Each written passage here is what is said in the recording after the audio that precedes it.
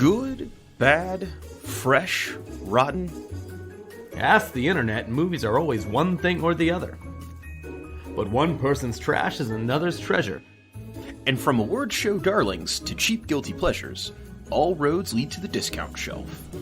So pull up a chair and join us as we pan for gold. It's always worth a look on Bargain Bin Connoisseurs.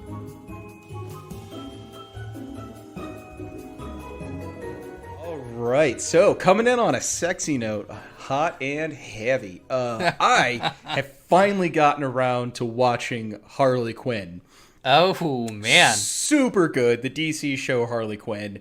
Had already seen Birds of Prey.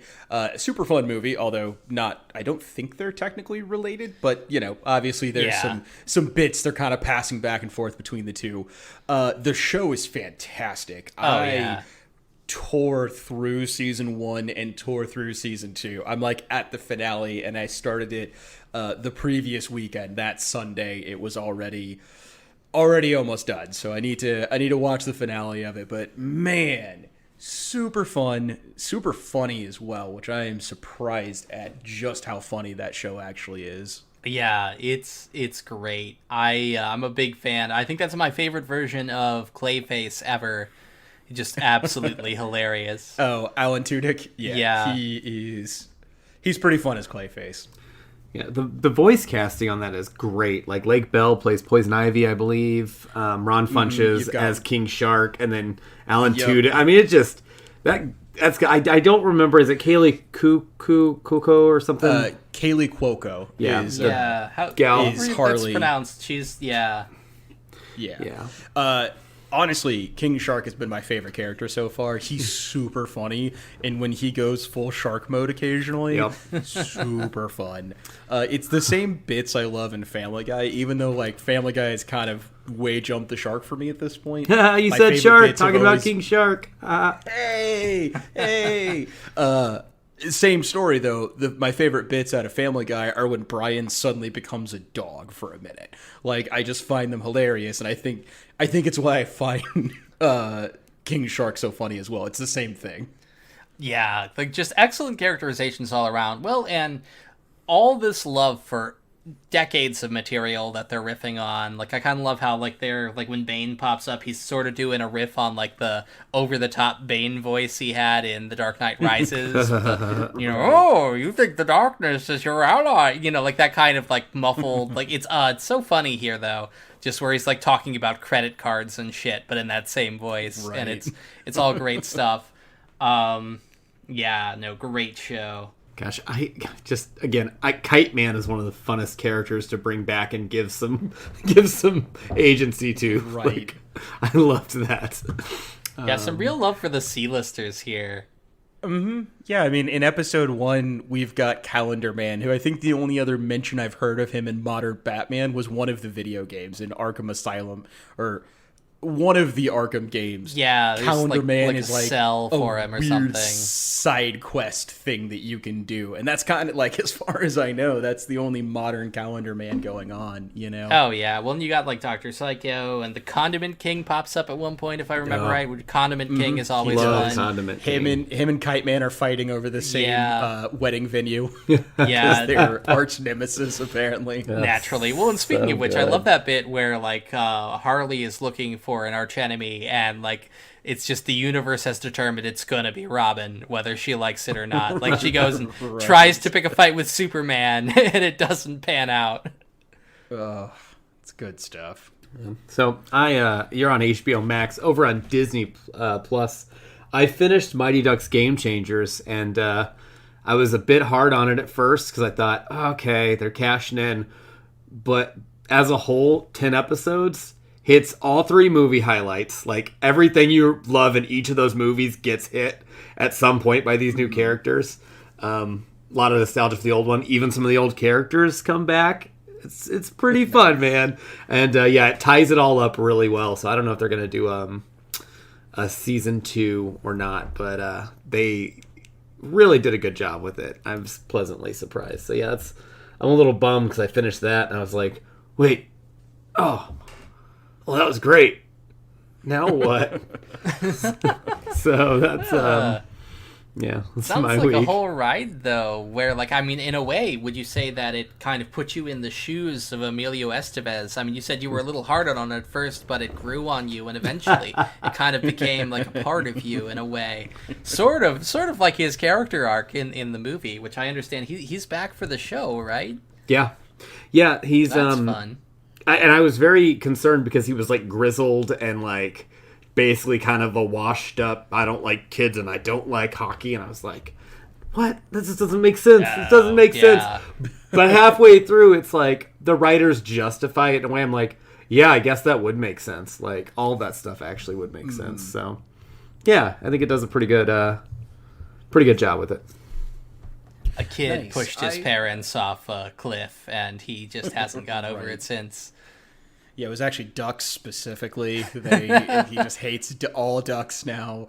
Between his boss Ducksworth and then the ducks killing his parents. It's a whole thing. He's becoming Batman with ducks at this point. I think he secretly fights crime at night with his greatest fear, the duck. So the ducks are the villains in this series. I don't know if you guys know anything about it, but I don't actually. Yeah, so they're not the Mighty Ducks. The Mighty Ducks are like this soulless corporation that is just chewing kids up and spitting them out, and it's all about, it's not about the love of hockey anymore. It's about college and, trying to get seen, and it has one of the guys from Letterkenny, one of the hockey players, as the coach of the Ducks. Nice. So the long-haired guy, and so he's coaching the Ducks. Shoresy. Yeah, Man. Shoresy's is No, not Shoresy. Sorry, it's Riley and Jonesy. It's one of those two. Shoresy is the one who's they're always pissing. Yeah. Is always pissing those two off. Yeah, but he's the villain. Yeah, I don't know. He's the villain. Lauren Graham's the coach, and Emilio Estevez isn't the coach. Or sorry, Lauren Graham's the coach. Emilio Estevez just owns the rink. He's not even the coach, which is again that there's a lot of elements to it that eventually we bring him back into the fold, but it does take 5 or 6 episodes, which I guess with Disney Plus you can do that. Because I was about to say, if that guy was coaching, that dude cannot go like 2 straight decades without picking a fight with one of his old teams. Like, apparently that's just how it goes for him. Yeah, I was so curious to see what the Hawks were going to be like, and they're just nothing. They're just like, oh yeah, the Hawks, they're not that great. It's like, what happened to the Hawks? Man. So this is like, we're talking like post Super Bowl Colts here then. Yeah. Where, that's District rough. 9 wrecked the Hawks so bad. Their team it's been a rebuilding year for the last 25 years. Hey, District 9 is rough in general. I mean, a lot of bad stuff was going down there, and I just hope the UN gets involved, because those aliens have human rights too, damn it. Different District 9. Different District 9. My bad. Is it 9 or My is it bad. D5? I can't even remember now. Doesn't matter. Oh, God. Like, it's one of those. Well, shit. I guess we'll have to find out. District 9 sounds right, although it could just be because of that movie, to be fair. Oh, man. So I've also been on Disney Plus myself lately. And speaking of ducks, I have been watching the new DuckTales. I mean, I couldn't help but think when you were talking about Emilio Estevez becoming a duck themed superhero that they brought Darkwing Duck into the DuckTales reboot for some crossover episodes. And so, and he's there doing his whole monologue and everything, like, I am the terror that flaps in the night. It's great stuff. Man, I am going to miss that show. I don't know what the hell is going on at Disney. Did they cancel it? It has been canceled, unfortunately. Some conflicting stories on that. I don't think there's really, like with Disney, there's never really like a very clear reason why they do anything. When you've got that amount of fuck you money, I guess you don't have to be open about what's going on behind the scenes. But it seemed like it was kind of at that threshold where Disney just likes to cut shows at like 60 some odd episodes. And it was kind of getting there. Like, I think there's 69 episodes total, which is nice, but clearly not enough because the show fucking rocks. The part of the rumor is that they had it airing on Disney XD, and I guess the ratings weren't what they wanted, which, A, apparently the ratings were still pretty high for Disney XD, and B, why would you put any show that you're trying to, like, nobody watches Disney XD anymore. We've all got Disney Plus. Just put that shit on Disney Plus where we can actually watch it, like all your other programs, and you'll probably get the response, because it's a critical darling. Everybody, like, the cast is phenomenal. David Tennant as Scrooge McDuck is just a revelation. And, like, they did some cool stuff, too. Like, Huey, Dewey, and Louie all have distinct personalities now. Webby is an actual character. Like, all of this stuff is so fleshed out and developed. It's just straight up better than the original, I think. So, gosh, I haven't even thought about this, but with that, like, only getting 69 episodes, does syndication exist for those kinds of shows anymore? Like, will, like, Channel 6 ABC on Saturdays, like, syndicate the new DuckTales, or does that not work like that anymore? I don't know. With the advent of streaming, my guess would be no. Yeah. Because why make a deal with, like, ABC or whatever? Like, you know, if Disney owns one of those networks, probably, but, like, otherwise, why make a deal with them when you can put it over on a streaming service where you get the entire cut, you know? Yeah. Like, if you're convincing people to subscribe because of this show, then in theory, you could make a lot more money out of it that way, you know? Again, this is all guessing. I have no idea how this shit works. I just haven't thought about that in years, and you're talking about it. I'm like, oh, yeah, because I was thinking it was made for Disney Right. Plus, and it wasn't, obviously, and what is the motivation if they've got 69 episodes for their target demographic who will rewatch those episodes over and over and over? Right. You know, why make new ones? Why keep pumping money? Yeah. I don't know. And it can't be like it was getting too expensive or something, because it's a cartoon, you know, like, not super costly relative to some of their other stuff. And if they were concerned about that, then, like, it's unclear if it's going to be a spinoff or not, but Seth Rogen is going to be showrunning a Darkwing Duck show, a new Darkwing Duck cartoon. And it feels like, okay, well, they had him on DuckTales, so maybe they're kind of queuing that up, but they haven't been very transparent about whether it's related or not, so who knows? It's weird, but regardless of all of that, I'm hopeful that, like, because I haven't got to the end yet, but I am hopeful that they're going to at least got to wrap it up kind of the way they wanted, and what we have is still just, honestly, it's magnificent. It is magnificent. Great show. Really can't recommend it enough. But I mean, you know, it's also just about run out for me, which is devastating, because I don't know, I've got maybe 7 episodes left or so. And speaking of having 7 of something, have we got a movie for you tonight? Well, as been so elegantly alluded to, tonight we are talking 2016's The Magnificent Seven. Man carries a gun, he tends to use it. Dan, you dead? Pity. I had just ordered a drink from that man. Took a job looking for some men to join me. Is it difficult? Impossible.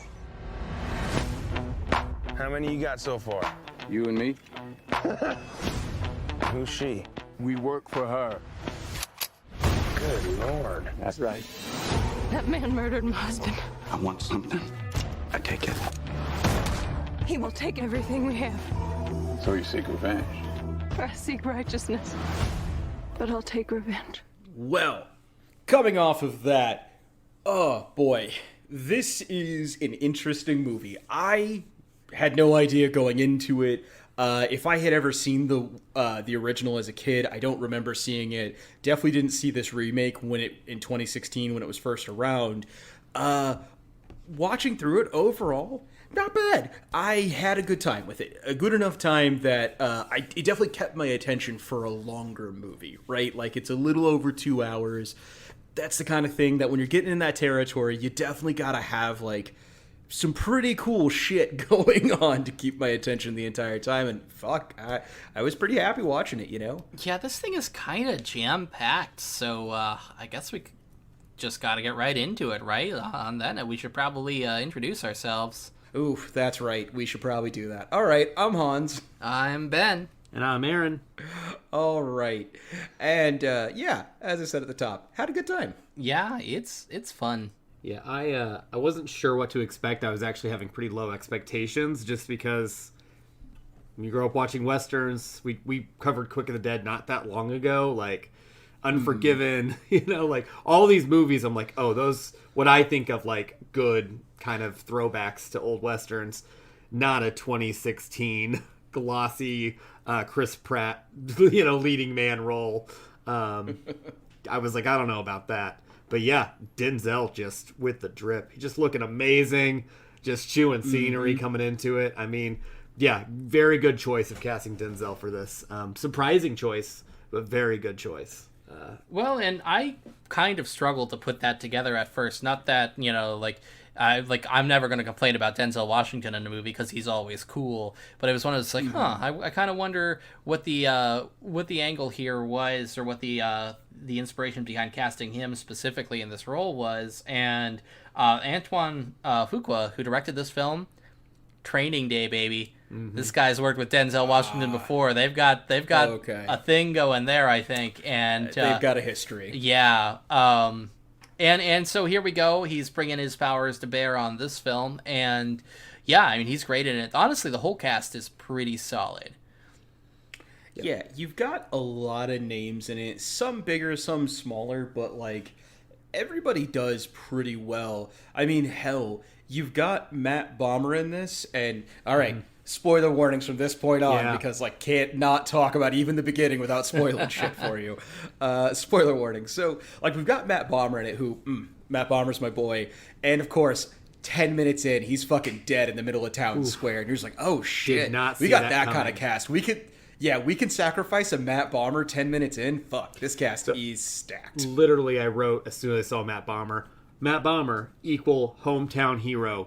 And then 3 minutes later, I just crossed it out, but not next to it. Because I thought he was going to be the one. He's going to be the seventh. He's going to rise to the occasion. I thought, oh, here's our entry point. Nope. Fuck you, Aaron. You have no idea what this movie is. I was like, fair enough. Yeah, I was actually kind of shocked more people didn't die there, honestly.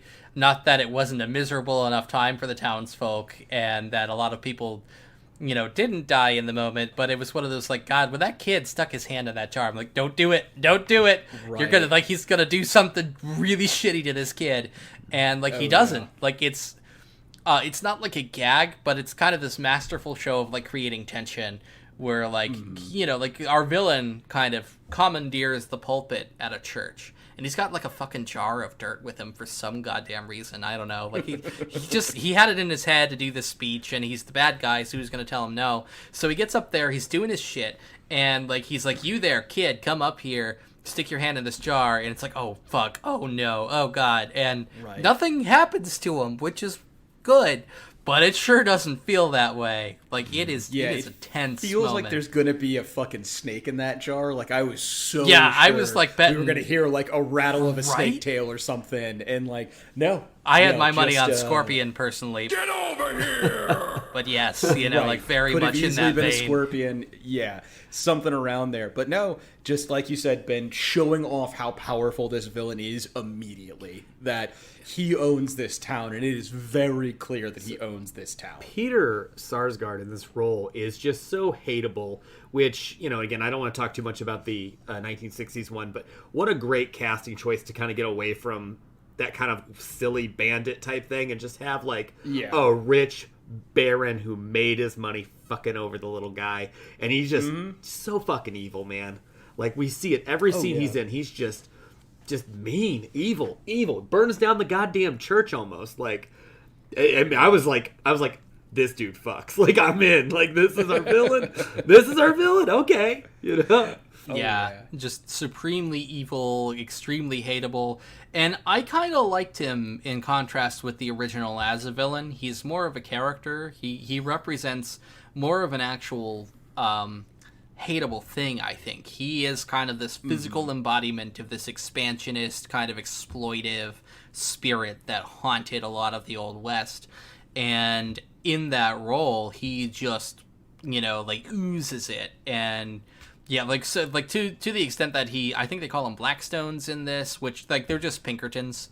They're just straight up Pinkertons. And so it's union busting detective agency. They're a bunch of thugs, and he hires Pinkertons to fuck with the townspeople. which is one of those, like, that's how you know he's evil. He's got the goddamn Pinkertons with him. Gosh, we've gone so far into this without mentioning my favorite character of this whole film, Denzel Washington's mustache. I mean, come on. Come on, dude. Oh, Denzel, man. do that all the time, baby. You look great. Dude, that facial hair is on point. Those nice sideburns, kind of old westy, but super clean, super sharp. That fucking killer mustache. He is fucking rocking. It's hard to say who wears it better, but I might have to give it to Denzel, especially on the virtue of that mustache alone, because he's basically, like, his character has a different name here, but he is effectively playing the Chris Adams role that Yul Brynner plays in the original 1960 film. And he pretty much dresses the exact same way. He even wears his gun the same way. And so, like, even though he's got a different name, there's that implication that he is fulfilling that role in this film. And I don't know, like, they're both cool. I mean, I love me some Yul Brynner, but Denzel Washington, always a badass. Again, I feel like this remake does a good job of just adding a different backstory to our main guy. We have Denzel in it, who plays it very differently than Byrne did, but, like, definitely, like, he's a lawman. He's got, like, a different thing. He's not just an outlaw, right? Who is a hired gun. He has a kind of a cool backstory, and I like bringing that into it and how he assembles the team, even going to get one of his bounties, like, to join. Like, all that stuff was just fun elements that I didn't see coming knowing the story. So it just added a little bit of flavor to be like, oh, cool. Oh, okay. Yeah, he walks in because I'm expecting, kind of an outlaw. But nope. He's out there. He's a lawman. Bounty. He's certified. He's certified in 7 different states. Fantastic. Yeah. So he's speaking of him, like, collecting the 7 to do this, that's probably one of the cooler bits in this. Like you were saying, it's grabbing one of his bounties, grabbing this. I liked that bit of it because it doesn't feel like just this magical, like, oh, cool, I need 7 guys. Oh, the 7 gruffest and toughest guys just show up. Like, there's a lot of story dedicated to just who are these 7, how did they end up here, and what is their backstory as well, which I thought was a really cool touch, like, because this kind of story could easily have glossed over all of that, right? It's just like, yep, here's these 7 guys, this guy's got a name, oh, he likes a knife, and, like, that's it. But we end up with this very, very interesting ensemble cast because of it. Yeah, I mean, it's an eclectic group, more so than the original film by a fair margin, where we have a much more diverse and interesting on a personal level cast in this. And I do love the original. I was kind of saying a little bit before we started the podcast here, I think part of the difference for me is that the original film, these characters are almost all more like archetypes.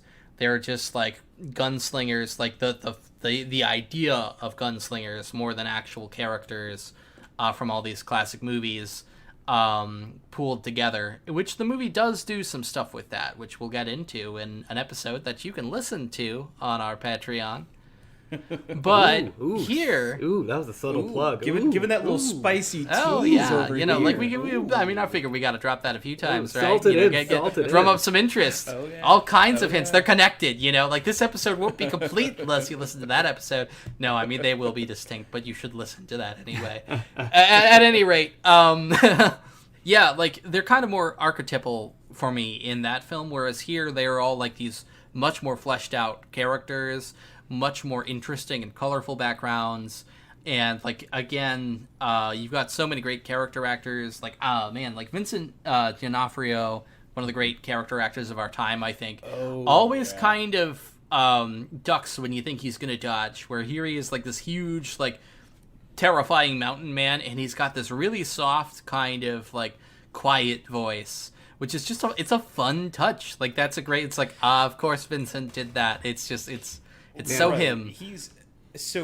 I wanted nothing more than to talk about Jack Horn because he was my favorite character in this movie. I already love Vincent D'Onofrio to begin with. He's so much fun, but like, Jack Horn in this movie is also just such a fucking character, and I love every moment of him. Even when you're just like, oh, that's gross. You're a dude who's scalping Native Americans, and that's kind of gross. But then later on, he's also like this quiet man who's like, but I don't like when you talk about guns and women together. That's just not okay. And you're like, wait, what? Wait, what's happening here? Gosh. One of the lines that made me like choke on my seltzer water that I was drinking while watching this was, I believe that bear is wearing people clothes. Oh, yeah. Dude. That line was so fucking good. Brad gets some solid one-liners and bits in this, and that's one of those in particular that's well targeted. I wrote down, like, I don't have notes. I just have quotes that I was like, oh, that's good. Oh, that's good. So I was reading online the cabin that Jack Horn's, that set they go to find him, where the guys are bragging about murdering him. That was actually featured in True Grit, the remake of True Grit a few years ago. Shit. Which is kind of cool. They're reusing, of course, everyone reuses, but that's definitely a Western thing to do, is to like... You watch any of those old Westerns, they're all using the same like ghost towns and settings and mountain ranges. Connoisseurs, go ahead and take a drink, because we have definitely got to do True Grit at some point. Man. Whether it be the original or the remake, I'm in for either. We might do a situation kind of like this, where we record one of them, for the main release here, and maybe drop the other on Patreon. But both of those are great. I'm especially partial to the remake. The Coen Brothers film is a little truer to the book. And look, I mean, I've got nothing against John Wayne. I've never been a huge fan, but I like a good John Wayne movie here and there. Fucking Jeff Bridges, though, man. He is so good in that. But I digress. Back to this movie. That's a terrible cowboy name. Oh, man. We have been on something of a Western kick lately, haven't we? Yeah, I kind of forgot about Shanghai Nights. Right? Yep. I forgot we did Shanghai Noon as well. Well, connoisseurs, don't worry. We're not turning into a Western podcast yet. Even though we threatened to on that podcast episode. Well, hold on. We're only, what, 30, 40 episodes in? 27 episodes. We can always pivot. It's true. Yeah, it's never too late. Never too late for a pivot. We're somewhere between insert number here, editor, and insert other number here, editor. Something like that. I think that's roughly where we're at. The introduction of Lee Boing-hung as Billy Rocks, the knife throwing... I don't know what his ethnicity was supposed to be in this. I don't know if he's Chinese or Japanese, or if they tell us. I don't think they tell us. They just make this vague reference to the fact that, like... out in the old Western times, they were not kind to Asian people, period. Yeah. And because in real life, he's Korean, right? He's South Korean in real life. But I think as far as we know, he's just vaguely Eastern Asian. So again, what this film does that's really cool, I think, is it introduces Ethan Hawke and Lee Boing-hung's characters together, whereas the original one I don't think did. I think they recruited those guys separately.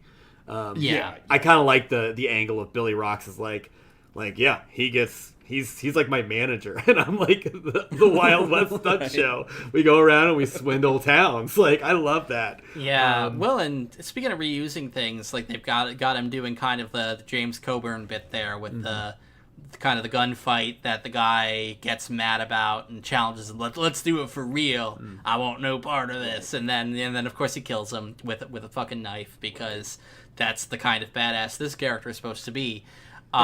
Like, it's interesting to me that as distinct as this is from the 1960 film, there are a lot of little kind of elements like that are remixes.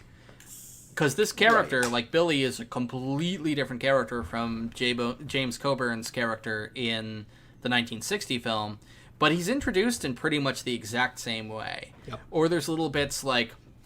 There's kind of shades of, like in the card trick that Chris Pratt does to get out of trouble in this movie. There's kind of shades of the card bit, the playing card bit Yul Brynner does to test Chico in the original film, or like the clapping bit, right? Where it's like, hey, clap your hands, and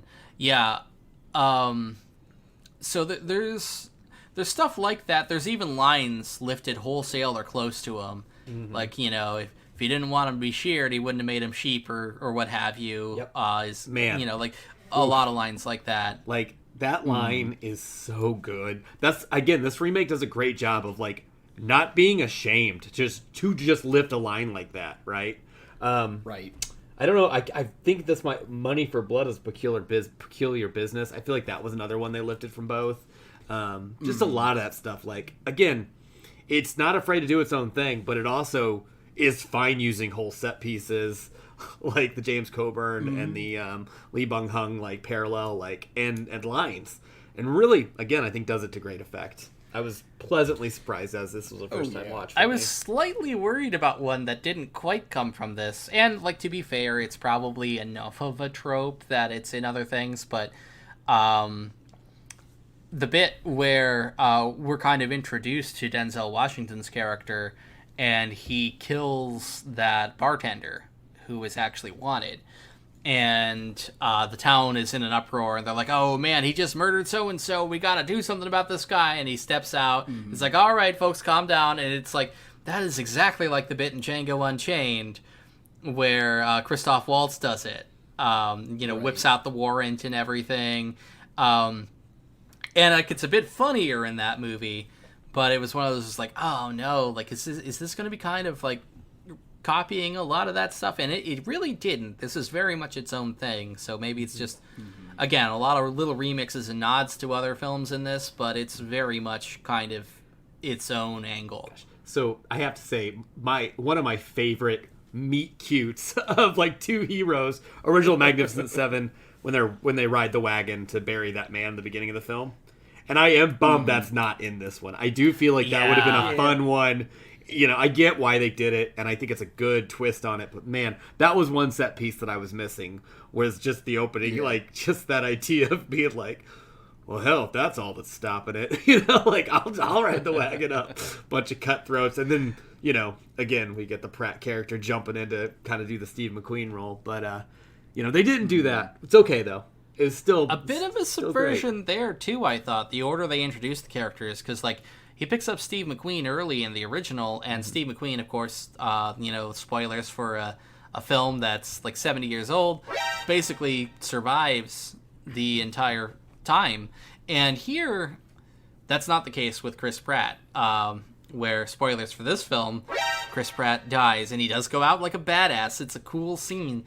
But yeah, like, he's not the parallel for the McQueen character at all. We'll get back to Chris Pratt's big epic death scene, because that's one we're going to have to talk about for a bit. So, that was a super cool setup. Yeah, so Benny said earlier, this remixes a lot of stuff. Pratt dies just like McQueen's character in Hell is for Heroes. Like, they just like were like, oh, that should have been in the original Magnificent Seven. Like, they just kind of like almost like did their greatest hits. They're like, oh yeah, McQueen. No, let's do this ending that McQueen did in another Western, like, which was good. And again, we always talk about introduces that magic bit, which they played a great effect when the thugs are robbing him at the beginning. He's like, well, hold on, can I show you a magic trick? And he's like, no, you can't show me a magic trick. Well, you know how I like magic. Right. That's another one that got me to giggle, like the kind of goofiness of that. But then, Pratt's character Faraday straight up just kills that guy and said, should have touched my guns. And I was like, holy shit. So there's that levity of like, Chris Pratt being a comedic guy, but then he straight up kills one of those brothers and shoots the other one in the ear. And I was like, yep, this is a Western. This is not Shanghai Noon. This is no. I'm curious about how funny they intended for Faraday to actually be in this remake.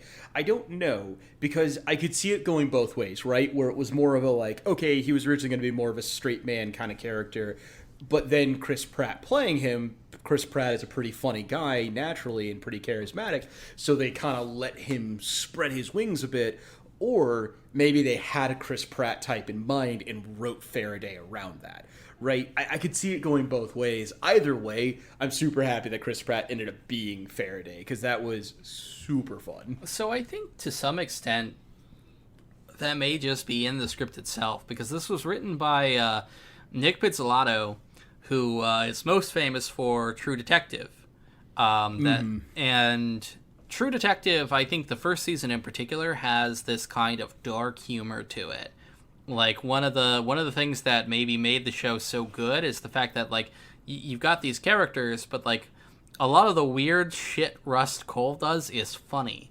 You know, like his weirdness is kind of played for laughs. So you have like Marty reacting to the weird shit Russ just said. I was gonna say, and that's what makes it so funny is Marty's reaction. Yeah, it's that classic comedy thing, right? It's great to have a funny person, but you gotta have a straight man to play it off of. And knowing that he's the writer of both scripts, it's not surprising to see that bit of DNA in both of them. You know.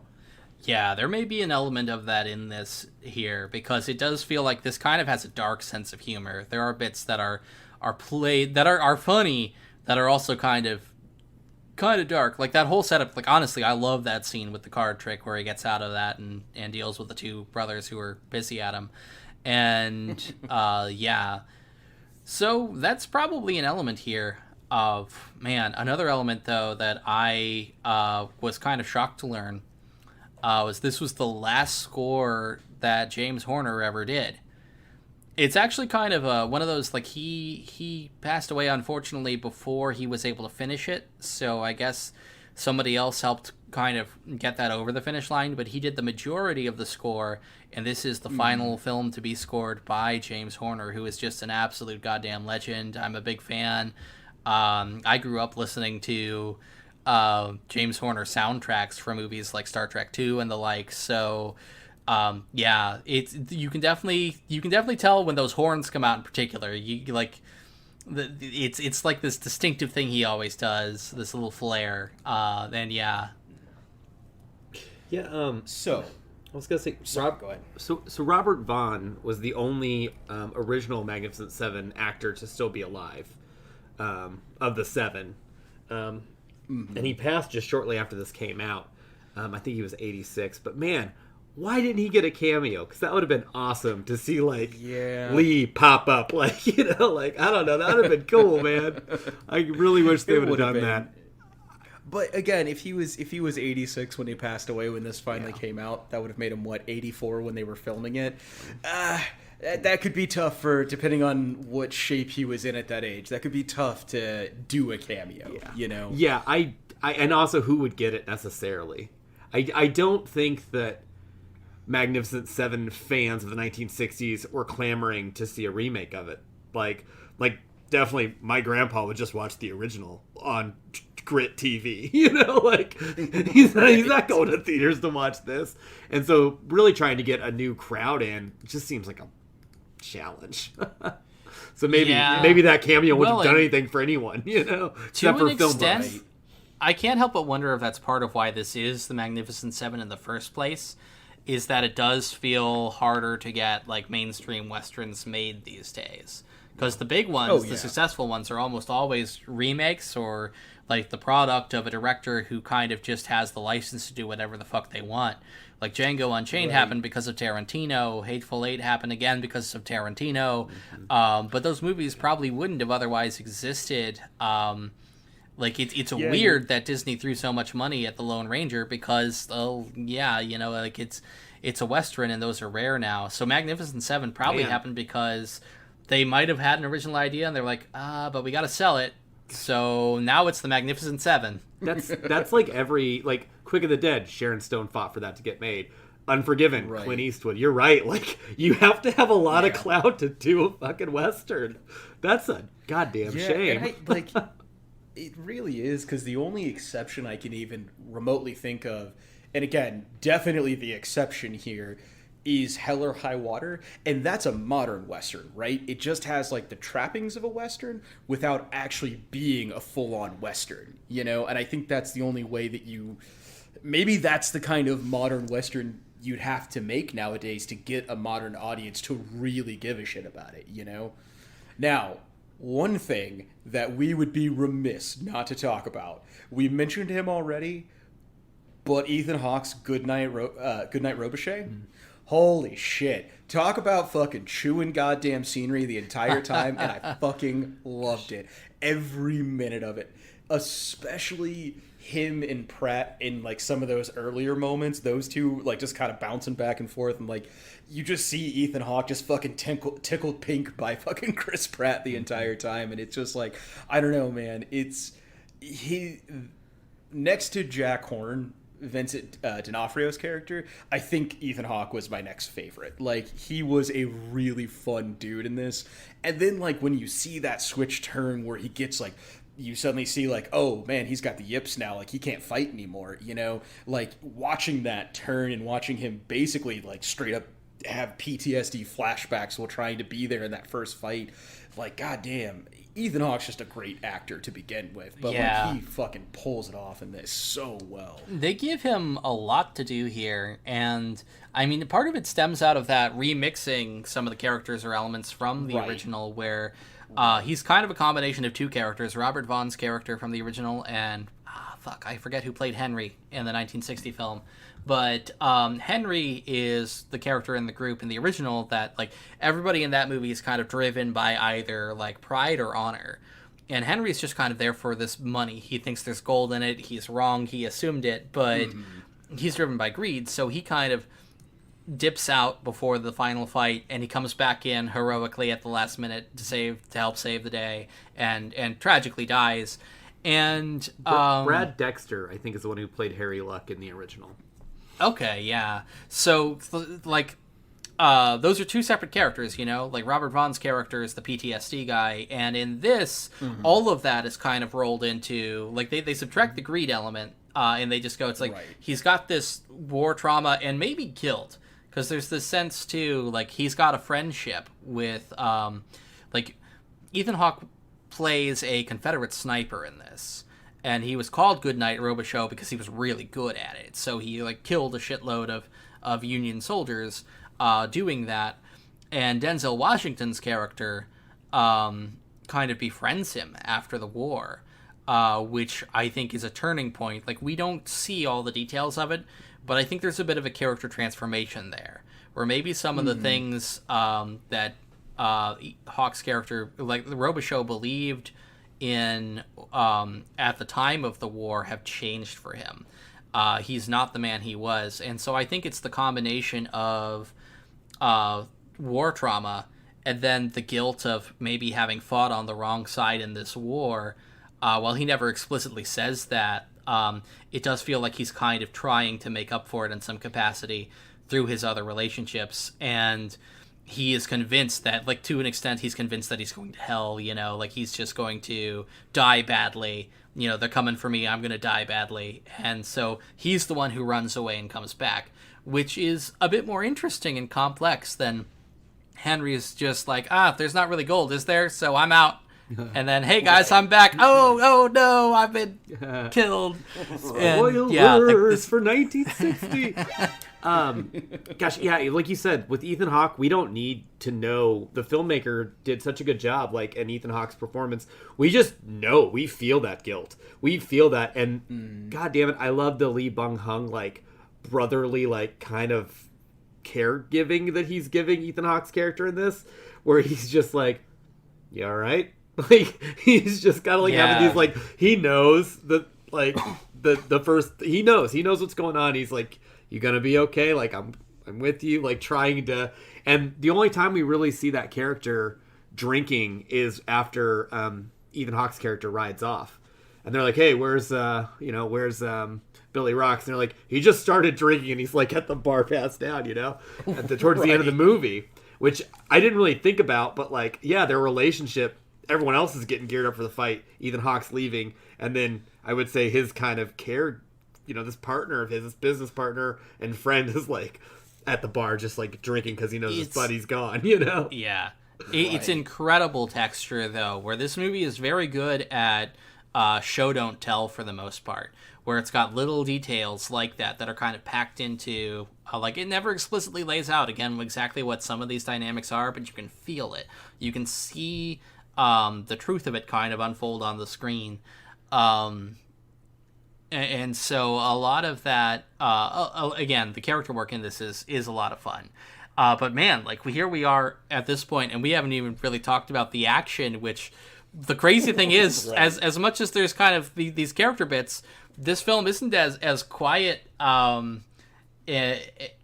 the original is. Like, God, the last like hour of this movie is like one protracted gunfight. It's kind of insane. Yeah. Oh yeah. From the moment, not quite till the end, but as soon as we have that first really big gunfight where, so in this one, and this is something I really like that they did with this one, instead of it just being, okay, these bandits kind of just come through town occasionally and steal shit, they've given a really good motivation for this villain who has just taken the town, right? He just owns it at this point, or is attempting to anyways. And so when we have that first big gunfight, that's the Magnificent Seven coming in to take the town back, at least the immediate people there. But we still set up the long way from the final battle because, okay, Peter Sarsgaard's character is off in Sacramento running his other businesses, and it's going to take him some time to get back and all that. But that initial gunfight, so fucking cool. It is lots of shooting people off of roofs, and it is that, like, to me, it felt like this great blend of, like, okay, here's that old school style action you would see in a cowboy movie mixed with, like, really modern technique for filming it. So, like, you have that fun street gunfight thing happening, but it's not nearly as cheesy as it would be in an old movie. You know, it was a fucking great scene. Probably my favorite of the act. Not my favorite, but I really liked it. I don't know if I could pick a favorite fight moment. We didn't mention this, and it's almost because he got like a Ralph in the Muppet reboot kind of intro. Martin Sinsmore's Red Harvest is like Ralph. It's like, how'd you get here? Oh, you just asked me. And it cuts to them asking him. That's what happens with Red Harvest, right? They're all traveling to the town. And Denzel's like, uh-oh, they see a Native American. And they're all like, where there's one, there's many. And they're all freaking out, like thinking they're about to be overrun. Mm-hmm. And then, of course, Chisholm, Denzel Washington's character, just knows Comanche and just, like, talks to him and's like, no reason. He's just like, cool, let's eat this heart together, and now I'm part of the Seven. Like, whatever. Right. And they just roll with it. So, like, during those fight scenes, he's our sniper. It's not even a gunman. Yeah. It's Red Harvest just, like, doing green arrow shit on the roof. Fucking killing it. Yeah, he is great. Really fun character. I love the reveal that he can actually speak English during, like, kind of that last night. That's fun. Oh, yeah. Like, and Jack Horn immediately is, oh boy, we got a lot to talk about. Yeah. Oh yeah. Like, I was like, what are you going to talk about, Jack? Right. Like, I want to see that conversation because that's gotta be awkward. Right. But yeah, like he's a super fun character. Man, like just about everybody in this. If I had to pick like one, like I think Billy and Joshua, what's his name? Chris Pratt's character. Faraday. Josh Faraday. Faraday, right. Yeah, I think Billy and Josh Faraday are my favorite characters in terms of like the action beats they get, because they get some good ones in those gunfights. Like I could watch a whole movie with Billy just going ham on people out in that field with the fucking knives and everything. It's just it's delightful. And of course, when the Gatling gun gets trotted out and they have to deal with it, Pratt's kind of final moment there is so fucking good. Yeah. Before we get to that final moment with Pratt, though, when Goodnight Robichaud and Billy are up in the tower, and like they're a bit jovial for a minute because he's back and all that, but then when they see the Gatling gun from the bell tower and you see Ethan Hawke shout, "They've got the devil's breath," it was just like, oh fuck, it's on. This is about to get really fucking nasty. And that beat in the moment, or in the movie, just suddenly drops. We're going from like high flying, high tooting, fluting, fucking cowboy shooting to like you feel the air sucked out of the room when he shouts that, and then just a fucking Gatling gun tearing the town down. It was a really intense moment that I think was done fucking supreme, you know? Yeah, exactly right. They signaled that, and I immediately knew, oh, all these characters that I actually enjoy and have grown to really like, not all of them are going to make it, because I know it's the Magnificent Seven, right? So I know not everyone's walking out of here. And I was like, oh, fuck, who's it going to be? And, like, again, they surprised me, because McQueen's character, you know, rides away in the 1960s version. That's clearly kind of Faraday's role. But they switch it up, man. They swap around and, like, yeah. Right. And you didn't know. And it was, oh, man, fantastic. But, yeah, I was kind of just like, oh, fuck. Yeah, like, every time the Gatling gun's hitting people and, you know, people are getting shot up. It's like, oh, man.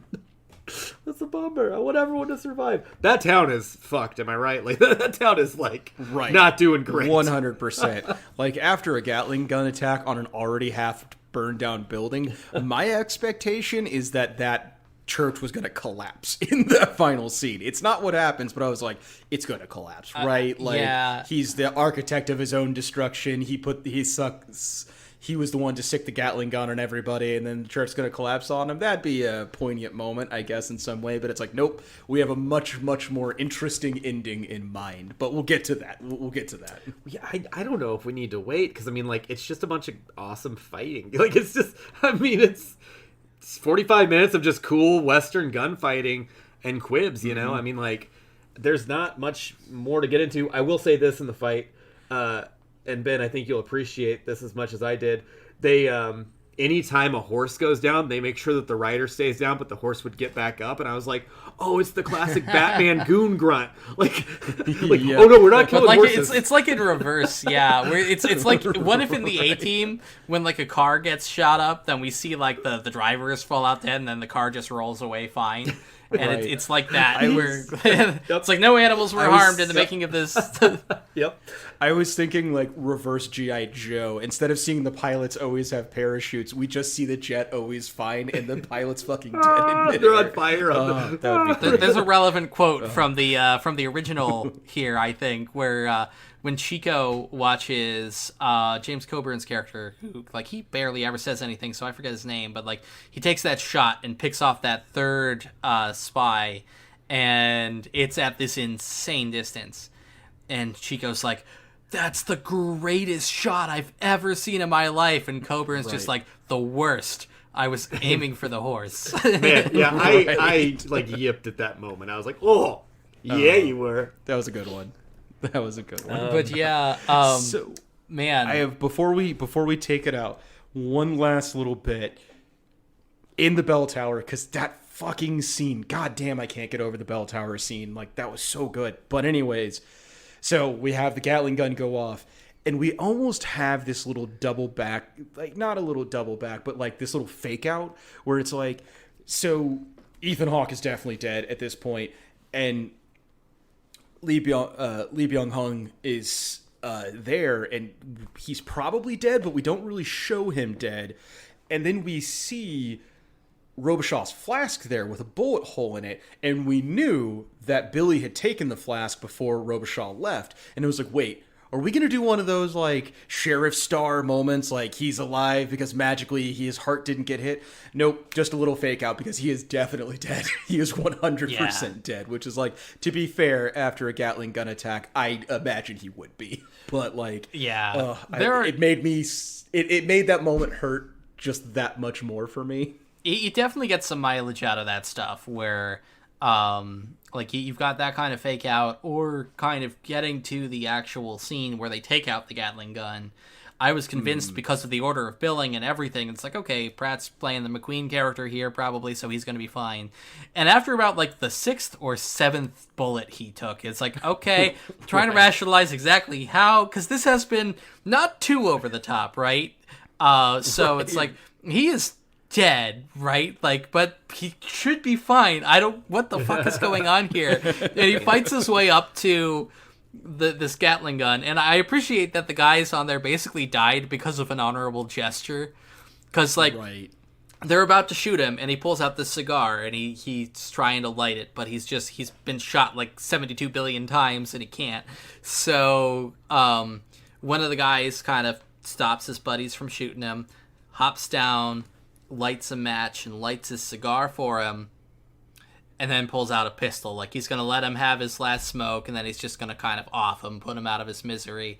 And, like, that gesture fucks them all over because Pratt pops back up with a lit stick of dynamite and blows all of them to hell. It is, it's a great bit.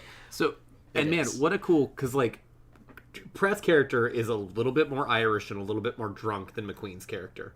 Very much so. And he is a much bigger bastard. McQueen's character has a lot more of like an honorable bearing. Pratt he's a dick in this. So you're kind of not sure how to take him. And there's a point where, like in the original one, The Magnificent Seven, you see these hardened men like training and the training montage and all that stuff. They're at the campfire, and the one guy's like, "Hey, I'll teach you how to shoot that for a sip of your whiskey," and he's giving him lessons, and he does like pulling his gun, and he's being an asshole, but he says like he's looking at the card, pulls the gun, cocks it. It was never about the magic, or never about the card. It was never about the cards, and that's kind of the ending, right? Like he's doing magic at the end. It's like look here, whoop, you're all dead. What's up? We did it. Like he's the misdirection guy, which isn't too on the nose either. I mean, like I thought about that like the next day after watching this. That I was like, because I was still thinking about this film, and I was like, oh man, yeah, that's like a cool like. That's his character, Here's the card, got my gun back, boom, boom, like throughout the, I don't know, rule of threes, I guess. He did it with the brothers, he did it in that campfire with that, and he did it at the end. It's cool. Mm-hmm. Yeah, I suppose so. All right, then I guess it is finally time to talk about that ending. Ben, I think you were about to lead us into it. Oh man, yeah. So this kind of final setup here, I love what a pathetic wreck this villain is reduced to, and it's fitting that it's in the same church, because when he has this final confrontation there with Denzel Washington's character, and like the whole time the movie has been alluding they have some kind of history, that there is a reason Denzel wants this dude to know that, by the way, I'm here, he'll show up if I'm here, tell him I'm here, like and he kind of tries to do the whole, like, for me, it was Tuesday shit, like the usual kind of villain, like, did I kill somebody you care about? I don't even remember that bit. And, of course, he goes down like a punk, and it's like, okay, fuck, I do remember. I'm so sorry. And just, man, like, it is so much like the scene, like a much more intense version, but it's like the Princess Bride, when he finally meets the six-fingered man and beats him in that duel, and like he's been all like braggadocio and kind of macho, asshole power the whole movie, and then the villain is reduced to this kind of like whimpering, begging for his life figure.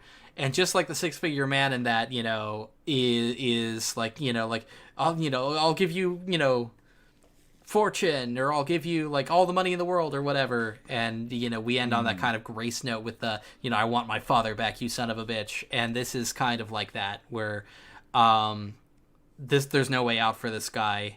He doesn't even realize how dead he is, and even then like there's still some more poetic flourishes there for like as Denzel Washington kind of strangles him and he's about to go for the Derringer, he gets off by one of the very townspeople that he had abused, who kicked off this whole thing, whose husband, who it turns out was a super important character, because that murder kind of triggered the whole movie. And here we are. She puts a bullet in him. Gosh, there's so much. Haley Bennett. Yeah.